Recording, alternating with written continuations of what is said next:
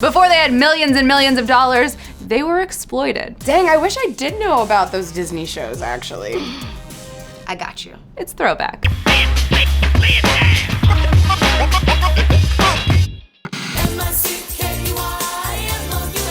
The Mickey Mouse Club! Oh.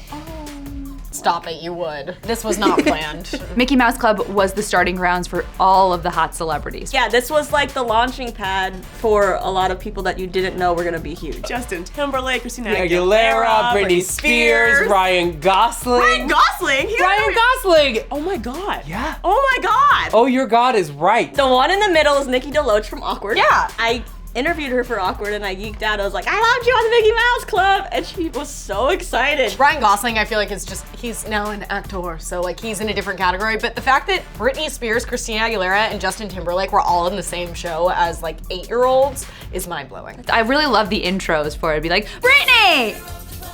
Christina! Justin! I think I really nailed that Justin. Lizzie McGuire. Lizzie McGuire was my shit. I love Lizzie McGuire. Okay, I grew up on this. This was like my first Is this TV your show. jam? Oh, this is my jam. I love Lizzie McGuire. I loved Lizzie McGuire so much. I love her cartoon. I loved her zany mom. I loved her dad. I loved her weirdo little brother. If I could ever relate to anyone, it was Lizzie You McGuire. totally dressed like her, didn't you? Oh, absolutely. I actually wanted to dress more like Miranda. She was like a little edgier, but I always looked more like Lizzie. Yeah, Lizzie was great, except for that damn cartoon. I hated the cartoon because even when I was little, I was like, wait, they had to literally animate these. They had bloopers with the cartoon. I would like to point out that Hilary Duff is one of the only Disney stars that really graduated from her show and like went on to have a very Didn't successful really go career crazy? and didn't have any kind of meltdown. And she's still great. I was just a year older than her. I was in like 8th grade. She was in 7th grade, so it was super relatable. She's so awkward, and But I so loved good. it. Lizzie McGuire is one that I watched every single episode. I loved all the characters. It was so relatable. You just watched her live her life, and it was so good. We saw recently how much they were all hating their life when they were doing their, Their wand IDs. it was so sad. If you saw Hilary Duff like right now. I would vomit on her face. Hillary, come on out! It's always so unrealistic when anybody has a group of friends and nobody ever talks about each other. It's the most unrealistic thing about any television show. Because you know the minute Gordo leaves, Miranda and Lizzie are gonna be like, F that guy, he's creepy. That's so Raven. Is the future I can see. She could see the future, but the future was always like a little bit in like a drunken blackout. So it was like only just like pieces of the future.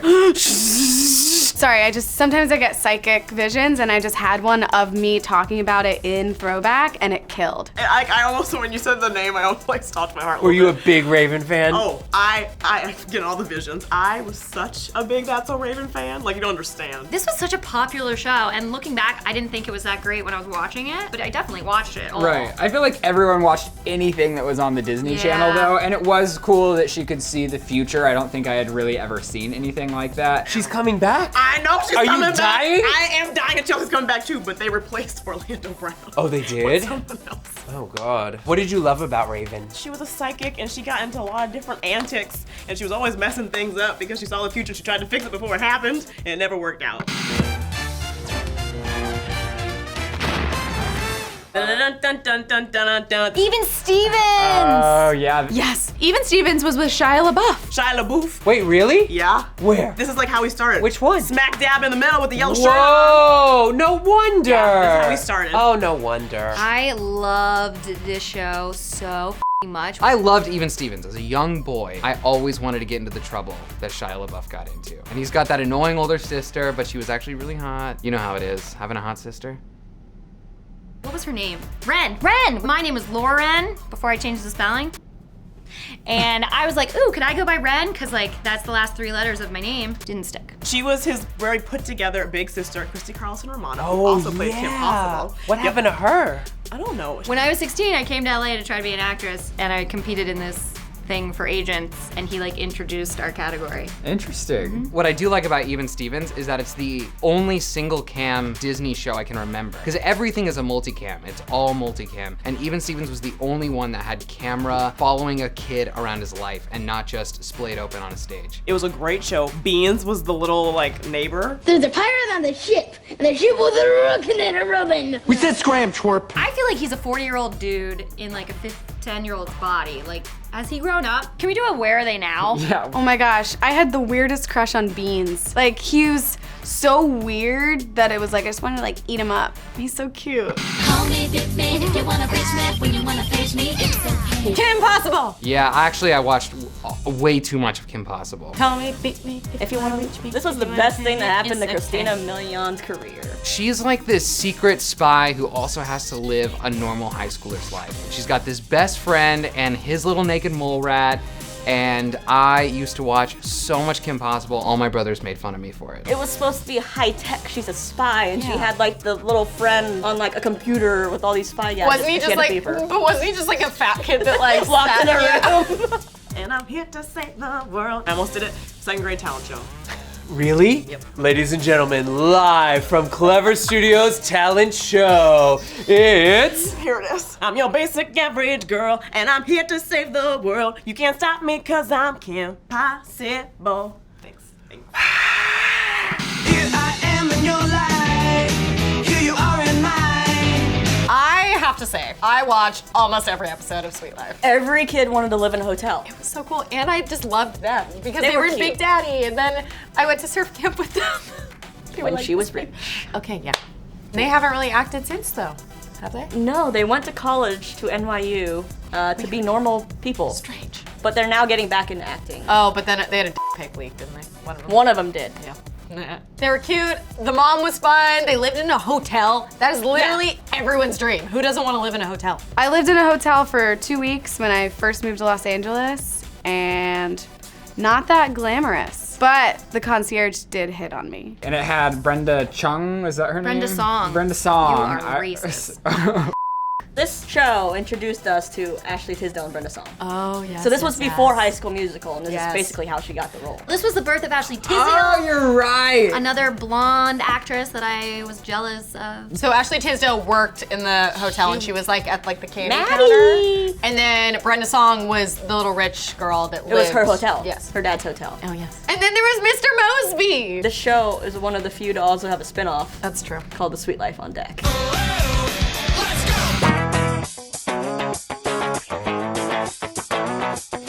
I feel like Lily and I We're the only ones that watch this in a heartbeat. They were volunteer paramedics as children, which I didn't know was a thing. They like would drive around in an ambulance.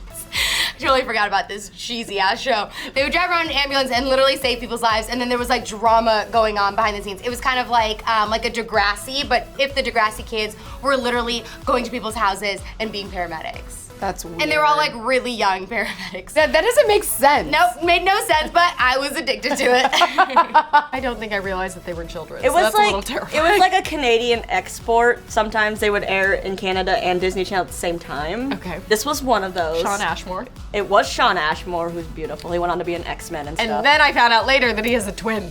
he does have a twin. They were like 15, weren't I don't they? think they had an adult with them supervising either. It sounds very risky, and like I don't want to put my life in their hands. But if Shawn Ashmore showed up, you totally would. And I wouldn't be upset. Yeah. Hopefully I would still be conscious. They were pro paramedics. They saved lives. It was like you and me getting a call and be like, we got you, girl, and like rolling up with like a freaking like pumper and just literally reviving someone. And it was always like life or death. Yeah. Dude, I don't know.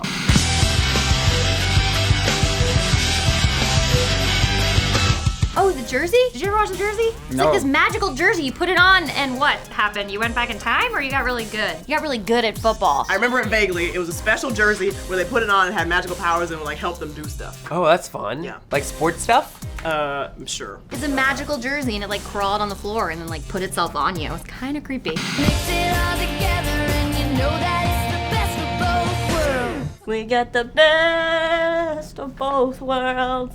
No? Are you done? Yeah, no. I loved that show. Hannah Montana was great. And I know it was like a little too young for me at the time, but it was great. Hannah Montana came out kind of when I was like too old to be admitting that I watched these shows. Yeah, that's why. She was so good. She was like this 12-year-old little comedic fireball. Hannah Montana was about a girl who was a secret rock star. I know. It fulfills every little girl's fantasy of being somebody else. She's like this normal looking brunette living in like Malibu, right? Like Relatable.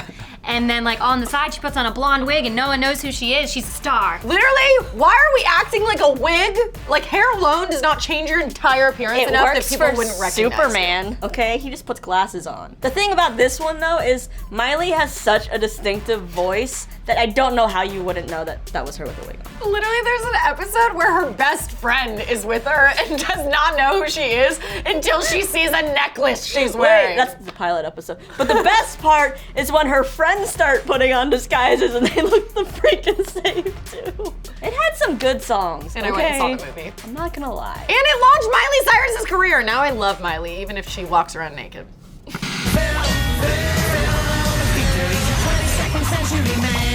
Because it's Phil of the future. He's a 22nd century man. I loved it. Phil in the future was about Phil and his family and his little sister Pim, which bugged the crap out of me because no one's name is Pim. But anyways, Phil and Pim and their family were stuck. They were like time travelers and they got stuck on Earth in modern times. They were always supposed to go back. So it would always be like a recurring thing on the show that they were like, we fixed the time machine. And then they'd go get in the time machine and the time machine would break. And it was, remember AJ and Allie? Yes. Allie Mashaka or whatever. She was the love interest in that. And it was literally like, it was like this big reveal leading up to him telling her that he actually was from the future. But they were like space people and they had no idea what was going on with modern times. So they were like rediscovering how to be a human in what, 2005 or whenever that came out. Does this guy not look like Tom? Oh, he does look a little bit like Tom.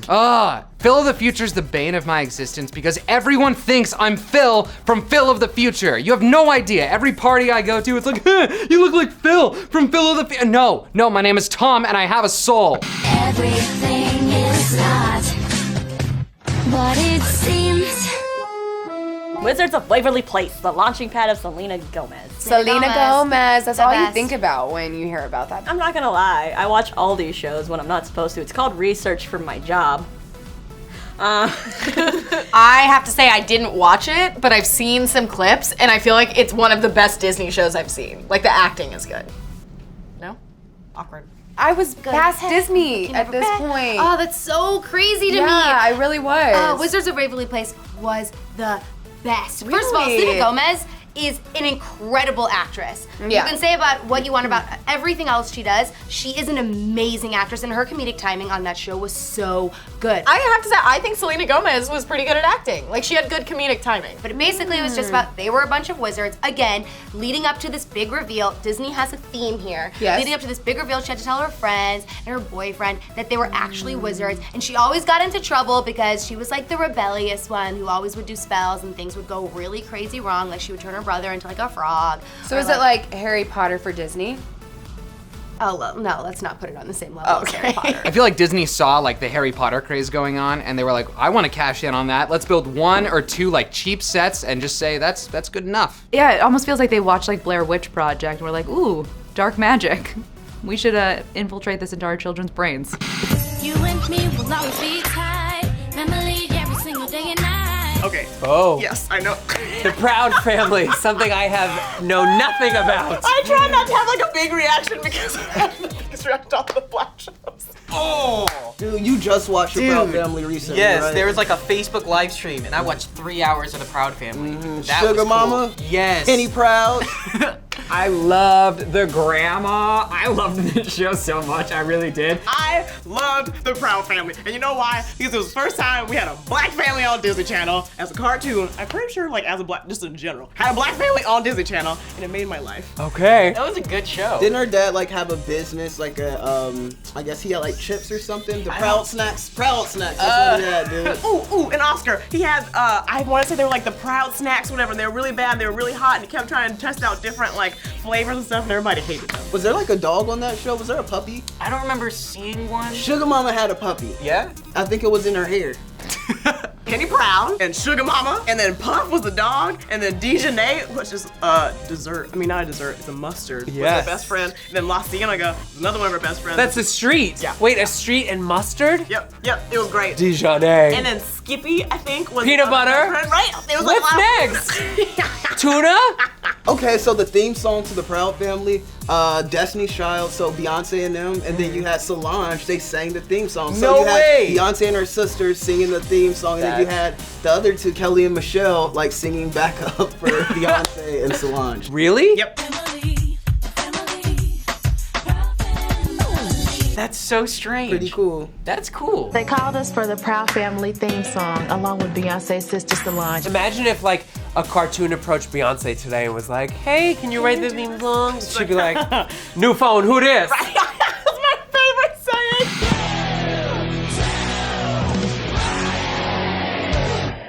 Jonas Brothers. That was a show on Disney? It might be one of the worst shows that Disney has ever put out. It was so boring. I like genuinely didn't even know the Jonas Brothers had a show until this girl.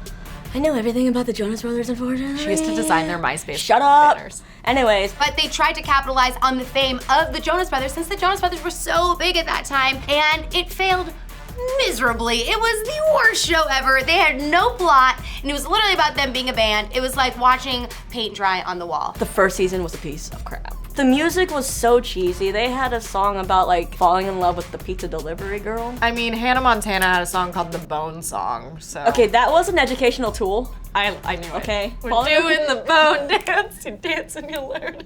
We're doing the bone dance, you study the answers. This is huge that Lisa is saying anything that the Jonas Brothers were a part of was bad. But the second season was awesome. That was a redeeming They season for them. revamped it and called it Jonas LA, moved them to LA, gave them like a soap opera feel with actual storylines, and the music was like 6,000 times better. Go listen to that soundtrack. It's really good. Just saying. It's crazy for me to think that they had a TV show because they were spread so thin. They had so many things. Like they had like a toothbrush line and a music career and a television show. I'm surprised they had time to slam as much as they did. They were so hot. That was their prime. I never really watched the show, but I know the Joe Bros, and I'm DTF. Except Kevin.